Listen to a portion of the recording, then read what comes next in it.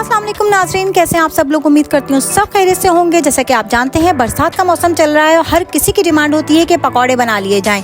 तो मैंने सोचा आज पकौड़ों की जगह कुछ नया बनाती हूँ। तो मैंने बना लिए बेसन वाले नान, जिसके लिए मैंने यहाँ पे बारीक प्याज कटी हुई ली है 1 अदद, और 1 अदद मैंने आलू लिया है, इसे भी बारीक काट लिया है।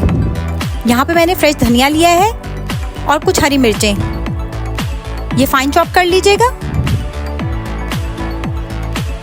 ये बहुत ही अच्छे मज़े के नान बनेंगे। यहाँ पे मैंने धनिया शामिल किया है, साबुत धनिया है ये कुटा हुआ। अब शामिल कर लें भुना हुआ कुटा जीरा, थोड़ी सी हल्दी शामिल कर लें, लाल मिर्च पिसी हुई, और थोड़ी सी मैंने चिली फ्लेक्स भी डाले हैं, कुटी हुई लाल मिर्च भी शामिल की है। नमक आप अपने हस्बे जायका इस्तेमाल कर लीजिएगा।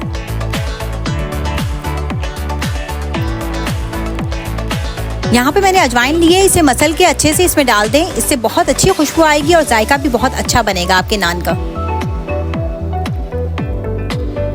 अब इन सब मसाला जात को अच्छे से मिक्स करके 3 से 5 मिनट के लिए रख दें, ताकि मसाले सब्जियों में अच्छे से जो है घुल जाएं। मसाले हमारे यहाँ अच्छे से मिक्स हो गए हैं। अब मैंने लिया है 2 कप बेसन, जो इसमें शामिल कर रही हूँ।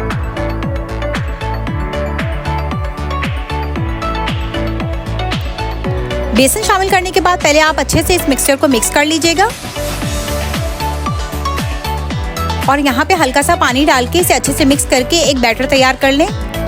बैटर को बहुत ज़्यादा पतला और बहुत ज़्यादा थिक ना कीजिएगा, बिल्कुल सॉफ्ट सा बैटर तैयार कीजिएगा जो अच्छे से नान पे लग सके।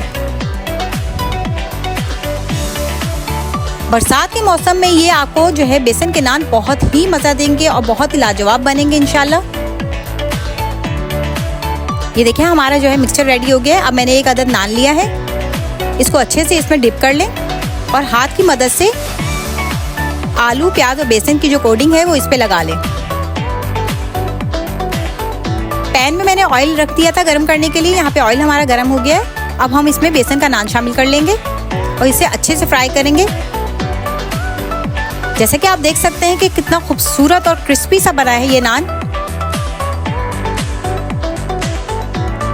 आप इसको लाजमी ट्राई कीजिएगा। मैंने इसके साथ इमली की चटनी बनाई है, इमली की चटनी के साथ इसका बहुत ही अच्छा जोड़ है। आप भी इसे लाजमी बरसात के मौसम में बनाइएगा, एंजॉय कीजिएगा और मेरे चैनल को लाइक शेयर और सब्सक्राइब करना मत भूलिएगा।